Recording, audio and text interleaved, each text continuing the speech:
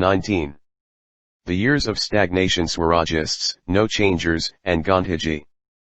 The withdrawal of the non-cooperation movement in February 1922 was followed by the arrest of Gandhiji in March and his conviction and imprisonment for 6 years for the crime of spreading disaffection against the government. The result was the spread of disintegration, disorganization, and demoralization in the nationalist ranks. There arose the danger of the movement lapsing into passivity. Many began to question the wisdom of the total Gandhian strategy. Others started looking for ways out of the impasse. A new line of political activity, which would keep up the spirit of resistance to colonial rule, was now advocated by C.R. Das and Motilal Nehru. They suggested that the nationalists should end the boycott of the legislative councils, enter them, expose them as sham parliaments and as a mask which the bureaucracy has put on, and obstruct every work of the council. This, they argued, would not be giving up non-cooperation but continuing it in a more effective form by extending it to the councils themselves. It would be opening a new front in the battle. C.R. Das as the president of the Congress and Motilal as its secretary put forward this program of either mending or ending the councils at the Gaya session of the Congress in December 1922. Another section of the Congress, headed by Vallabhbhai Patel, Rajendra Prasad, and C. Rajagopalachari, opposed the new proposal, which was consequently defeated by 1748 to 890 votes. Das and Motilal resigned from their respective offices in the Congress and on January 1, 1923 announced the formation of the Congress Khilafat Swaraj Party, better known later as the Swaraj Party. Das was the president and Motilal one of the secretaries of the new party. The adherents of the council entry program came to be popularly known as pro-changers and those still advocating boycott of the councils as no-changers. The Swaraj Party accepted the Congress program in its entirety except in one respect: it would take part in elections due later in the year. It declared that it would present the national demand for self-government in the councils, and in case of its rejection its elected members would adopt a policy of uniform, continuous and consistent obstruction within the councils, with a view to make the government through the councils impossible. The councils would, thus, be wrecked from within by creating deadlocks on every measure that came before them. Both Das, born in 1870, and Motilal, born in 1861, were highly successful lawyers who had once been moderates but had accepted the politics of boycott and non-cooperation in 1920. They had given up their legal practice, joined the movement as whole-time workers and donated to the nation their magnificent houses in Calcutta and Allahabad respectively. They were great admirers of Gandhiji but were also his political equals. Both were brilliant and effective parliamentarians. One deeply religious and the other a virtual agnostic, both were secular to the core. Different in many ways, they complemented each other and formed a legendary political combination. Das was imaginative and emotional and a great orator with the capacity to influence and conciliate friends and foes. Motilal was firm, coolly analytical, and a great organizer and disciplinarian. They had such absolute trust and confidence in each other that each could use the other's name for any statement without prior consultation. The no-changers, whose effective head was Gandhiji even though he was in jail, argued for the continuation of the full program of boycott and non-cooperation, effective working of the constructive program and quiet preparations for the resumption of the suspended civil disobedience. The pro-changers and the no-changers were soon engaged in a fierce controversy. There was, of course, a lot of common ground between the two. Both agreed that civil disobedience was not possible immediately and that no mass movement could be carried on indefinitely or for a prolonged period. Hence, breathing time was needed and a temporary retreat from the active phase of the movement was on the agenda. Both also accepted that there was need to rest and to reinvigorate the anti-imperialist forces, overcome demoralization, intensify politicization, widen political participation and mobilization, strengthen organization, and keep up the recruitment, training and morale of the cadre. In fact, the national movement was facing the basic problem that any mass movement has to face: how were they to carry on political work in the movement's non-active phases? It was in the answer to this last question that the two sides differed. The Swarajists said that work in the councils was necessary to fill in the temporary political void. This would keep up the morale of the politicized Indians, fill the empty newspaper spaces, and enthuse the people. Electioneering and speeches in the councils would provide fresh avenues for political agitation and propaganda. Even without congressmen, said the Swarajists, the councils would continue to function and, perhaps, a large number of people would participate in voting. This would lead to the weakening of the hold of the Congress. Moreover, non-congressmen would capture positions of vantage and use them to weaken the Congress. Why should such vantage points in a revolutionary fight be left in the hands of the enemy? By joining the councils and obstructing their work, congressmen would prevent undesirable elements from doing mischief or the government from getting some form of legitimacy for their laws.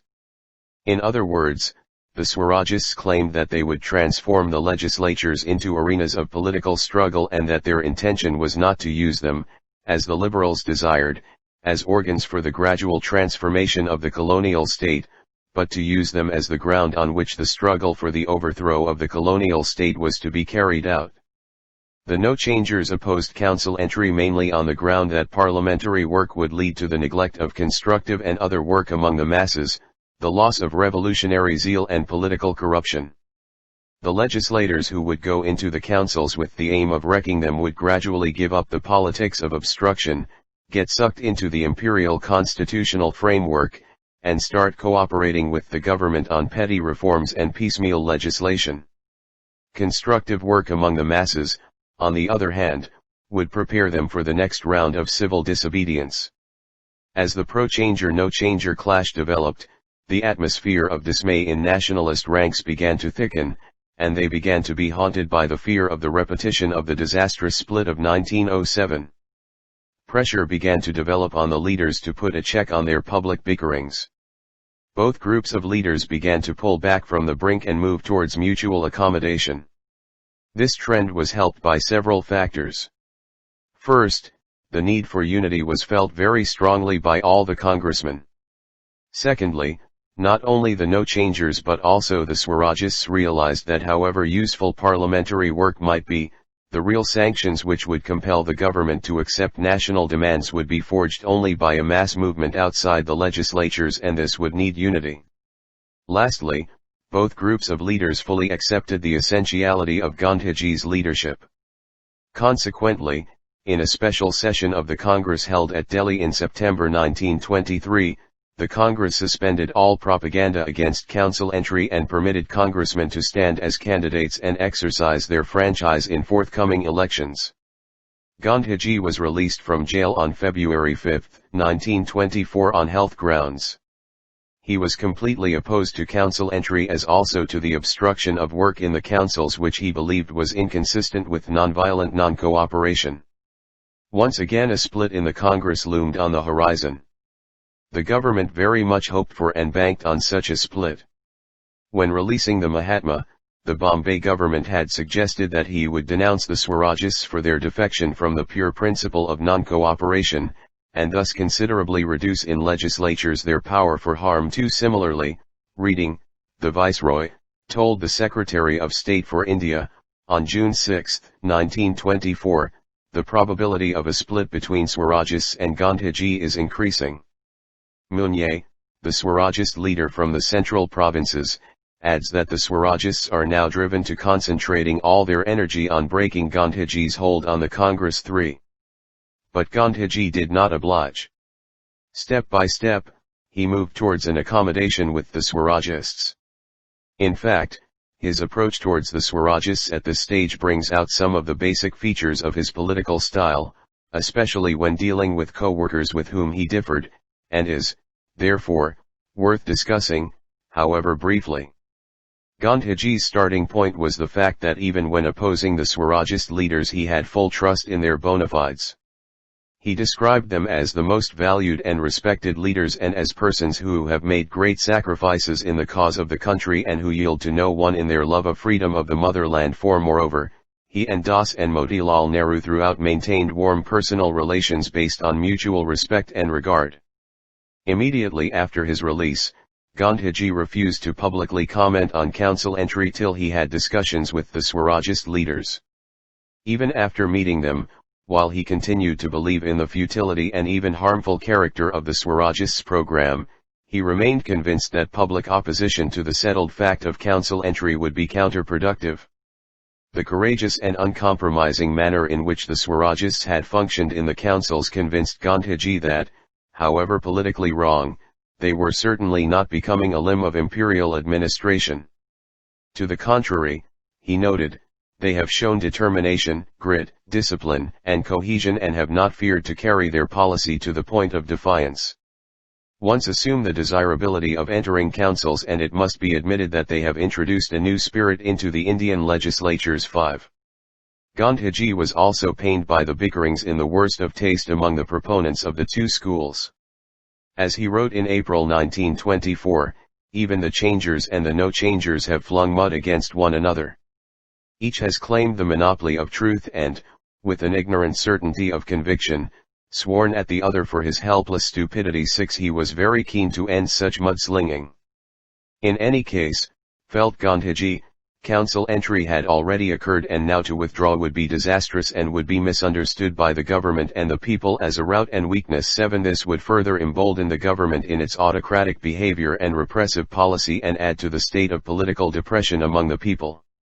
The last straw came when the government launched a full attack on civil liberties and the Swarajists in Bengal in the name of fighting terrorism. It promulgated an ordinance on October 25, 1924 under which it conducted raids on Congress offices and house searches and arrested a large number of revolutionary terrorists and Swarajists and other congressmen including Subhas Chandra Bose and two Swarajist members of the Bengal legislature, Anil Baran Roy and S.C. Mitra. Perceiving a direct threat to the national movement, Gandhiji's first reaction was anger. He wrote in Young India on October 31, "The Rowlatt Act is dead but the spirit that prompted it is like an evergreen. So long as the interest of Englishmen is antagonistic to that of Indians, so long must there be anarchic crime or the dread of it and an edition of the Rowlatt Act in answer 8. As an answer to the government's offensive against the Swarajists, he decided to show his solidarity with the Swarajists by surrendering before them. As he wrote in Young India, "I would have been false to the country if I had not stood by the Swaraj Party in the hour of its need. I must stand by it even though I do not believe in the efficacy of council entry or even some of the methods of conducting council warfare." 9. And again, though an uncompromising no-changer, I must not only tolerate their attitude and work with them, but I must even strengthen them wherever I can. 10. On November 6, 1924, Gandhiji brought the strife between the Swarajists and no-changers to an end, by signing a joint statement with Das and Motilal that the Swarajist Party would carry on work in the legislatures on behalf of the Congress and as an integral part of the Congress. This decision was endorsed in December at the Belgaum session of the Congress over which Gandhiji presided. He also gave the Swarajists a majority of seats on his working committee. Elections to the legislative councils were held in November 1923. The Swarajist Manifesto, released on October 14, took up a strong anti-imperialist position. The guiding motive of the British in governing India is to secure the selfish interests of their own country, and the so-called reforms are a mere blind to further the said interests under the pretense of granting responsible government to India, the real object being to continue the exploitation of the unlimited resources of the country by keeping Indians permanently in a subservient position to Britain. 11. It promised that the Swarajists would wreck the sham reforms from within the councils. Even though the Swarajists got only a few weeks to prepare for the elections and the franchise was extremely narrow, only about 6.2 million or less than 3% had the right to vote, they managed to do quite well. They won 42 out of 101 elected seats in the Central Legislative Assembly, they got a clear majority in the central provinces, they were the largest party in Bengal, and they fared quite well in Bombay and UP, though not in Madras and Punjab because of strong casteist and communal currents. In the Central Legislative Assembly, the Swarajists succeeded in building a common political front with the independents led by M. A. Jinnah, the liberals, and individuals such as Madan Mohan Malviya. They built similar coalitions in most of the provinces. and they set out to inflict defeat after defeat on the government. The legislatures, reformed in 1919, had a semblance of power without any real authority. Though they had a majority of elected members, the executive at the center or in the provinces was outside their control, being responsible only to the British government at home. Moreover, the viceroy or the governor could certify any legislation, including a budgetary grant, if it was rejected in the legislature. The Swarajists forced the government to certify legislation repeatedly at the center as well as in many of the provinces, thus exposing the true character of the reformed councils. In March 1925, they succeeded in electing Vithulbhai Patel, a leading Swarajist, as the president of the Central Legislative Assembly. Though intervening on every issue and often outvoting the government, the Swarajists took up at the center three major sets of problems on which they delivered powerful speeches which were fully reported in the press and followed avidly every morning by the readers. One was the problem of constitutional advance leading to self-government, second of civil liberties, release of political prisoners, and repeal of repressive laws, and third of the development of indigenous industries. In the very first session, Motilal Nehru put forward the national demand for the framing of a new constitution, which would transfer real power to India. This demand was passed by 64 votes to 48. It was reiterated and passed in September 1925 by 72 votes to 45. The government had also to face humiliation when its demands for budgetary grants under different heads were repeatedly voted out. On one such occasion, Vithulbhai Patel told the government, "We want you to carry on the administration of this country by veto and by certification. We want you to treat the Government of India Act as a scrap of paper which I am sure it has proved to be 12. Similarly, the government was defeated several times on the question of the repeal of repressive laws and regulations and release of political prisoners. Replying to the official criticism of the revolutionary terrorists, C.S. Ranga Iyer said that the government officials were themselves criminals of the worst sort, assassins of the deepest dye, men who are murdering the liberties of a liberty-loving race. 13 Lala Lajpat Rai said, "Revolutions and revolutionary movements are only natural. There can be no progress in the world without revolutions and revolutionary movements." 14 C.R. Das was no less critical of the government's repressive policy. He told the Bengal Provincial Conference, "Repression is a process in the consolidation of arbitrary power, and I condemn the violence of the government, for repression is the most violent form of violence, just as I condemn violence as a method of winning political liberty." 15. The Swarajist activity in the legislatures was spectacular by any standards. It inspired the politicized persons and kept their political interest alive. People were thrilled every time the all-powerful foreign bureaucracy was humbled in the councils. Simultaneously, during 1923–24, congressmen captured a large number of municipalities and other local bodies. Das became the mayor of Calcutta, with Subhas Bose as his chief executive officer, and Vithulbhai Patel, the president of Bombay Corporation, Vallabhbhai Patel of Ahmedabad Municipality, Rajendra Prasad of Putna Municipality, and Jawaharlal Nehru of Allahabad Municipality.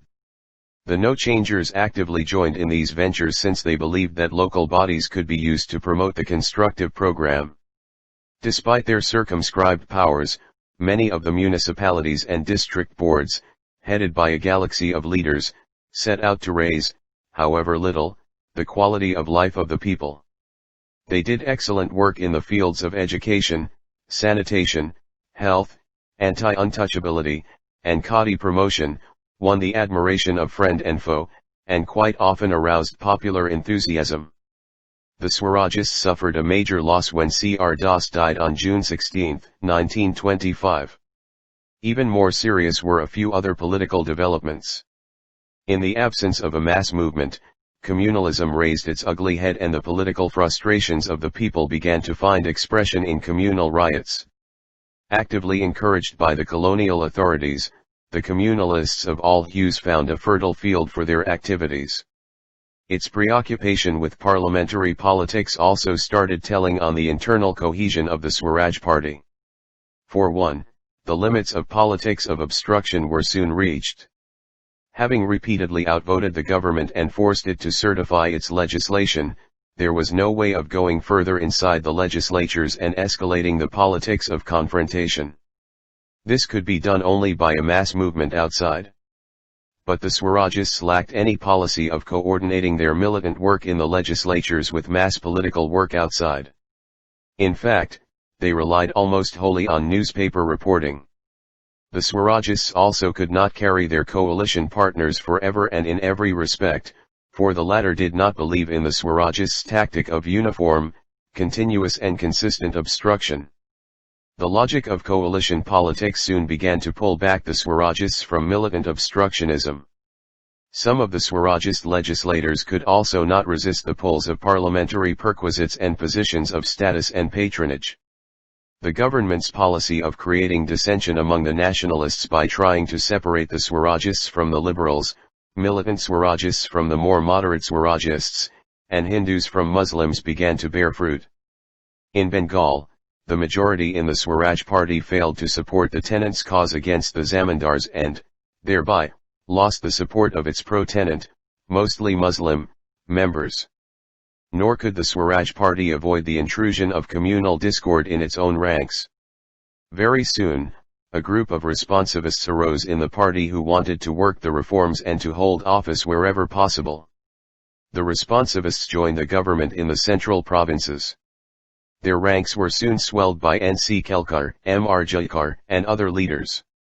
Lajpat Rai and Madan Mohan Malviya too separated themselves from the Swaraj Party on responsivist as well as communal grounds. To prevent further dissolution and disintegration of the party, the spread of parliamentary corruption, and further weakening of the moral fiber of its members, the main leadership of the party reiterated its faith in mass civil disobedience and decided to withdraw from the legislatures in March 1926. Gandhiji, too, had resumed his critique of council entry. He wrote to Srinivasa Iyengar in April 1926, "The more I study the council's work, the effect of the entry into the councils upon public life, its repercussions upon the Hindu-Muslim question, the more convinced I become not only of the futility but the inadvisability of council entry." 16. The Swaraj Party went into the elections held in November 1926 as a party in disarray, a much weaker and demoralized force. It had to face the government and loyalist elements and its own dissenters on the one side and the resurgent Hindu and Muslim communalists on the other. A virulent communal and unscrupulous campaign was waged against the Swarajists. Motilal Nehru was, for example, accused of sacrificing Hindu interests, of favoring cow slaughter, and of eating beef. The Muslim communalists were no less active in branding the Swarajists as anti-Muslim. The result was a severe weakening of the Swaraj Party. It succeeded in winning 40 seats at the centre and half the seats in Madras, but was severely mauled in all other provinces, especially in UP, CP, and Punjab. Moreover, both Hindu and Muslim communalists increased their representation in the councils. The Swarajists also could not form a nationalist coalition in the legislatures as they had done in 1923. Once again the Swarajists passed a series of adjournment motions and defeated the government on a number of bills. Noteworthy was the defeat of the government on the Public Safety Bill in 1928. Frightened by the spread of socialist and communist ideas and influence and believing that the crucial role in this respect was being played by British and other foreign agitators sent to India by the Communist International, the government proposed to acquire the power to deport undesirable and subversive foreigners. Nationalists of all colors, from the moderates to the militants, united in opposing the bill. Lala Lajpat Rai said, "Capitalism is only another name for imperialism. We are in no danger from Bolshevism or communism. The greatest danger we are in, is from the capitalists and exploiters." 17. Motilal Nehru narrated his experiences in the Soviet Union and condemned anti-Soviet propaganda. He described the Public Safety Bill as a direct attack on Indian nationalism, on the Indian National Congresses and as the slavery of India. Bill No. 118. T. Prakasam said that the bill's main aim was to prevent the spread of nationalism among workers and peasants. 19. Devanchaman Lal, then a firebrand protege of Motilal, declared, "If you are trying to preach against socialism, if you are demanding powers to suppress socialism, you will have to walk over our dead bodies before you can get that power. 20 Even the two spokesmen of the capitalist class, Purushottamdas Thakurdas and G.D. Birla, firmly opposed the bill. In March 1929, having failed to get the bill passed, the government arrested 31 leading communists, trade unionists, and other left-wing leaders and put them on trial at Meerut. This led to strong criticism of the government by the nationalists. Describing the arrests as presaging a period of terrorism, Gandhiji said that the motive behind these prosecutions is not to kill communism, it is to strike terror. He added, evidently the government, believes in a periodical exhibition of its capacity to supersede all law and to discover to a trembling India the red claws which usually remain undercover. 21 The Swarajists finally walked out of the legislatures in 1930 as a result of the Lahore Congress resolution and the beginning of civil disobedience. Their great achievement lay in their filling the political void at a time when the national movement was recouping its strength. And this they did without getting co-opted by the colonial regime.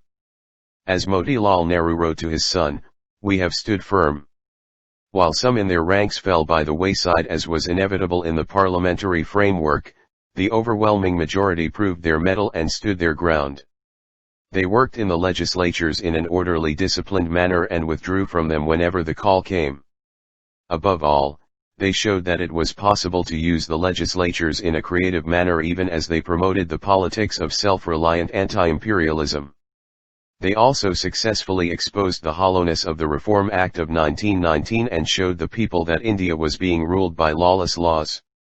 In the meantime, the no-changers carried on laborious, quiet, undemonstrative, grassroots constructive work around the promotion of khadi and spinning, national education and Hindu-Muslim unity, the struggle against untouchability and the boycott of foreign cloth.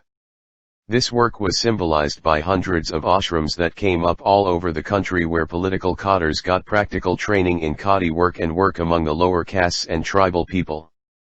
For example, there was the Vichy Ashram in Bardoli Talika, Gujarat, where Chimnalal Mehta, Jugatram Dave, and Chimnalal Butt devoted their entire lives to the spread of education among the Adivasis or Kalaparaj, or the work done by Ravishankar Maharaj among the lower caste Bharatiyas of Kheda district. In fact, Gandhian constructive work was multifaceted in its content. It brought some much-needed relief to the poor, it promoted the process of the nation in the making, and it made the urban-based and upper caste cadres familiar with the conditions of villages and lower castes.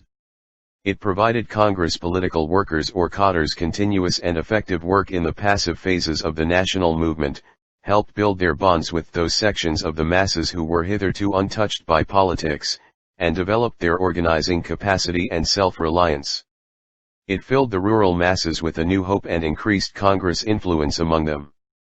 Without the uplift of the lower castes and Adivasis there could be no united struggle against colonialism.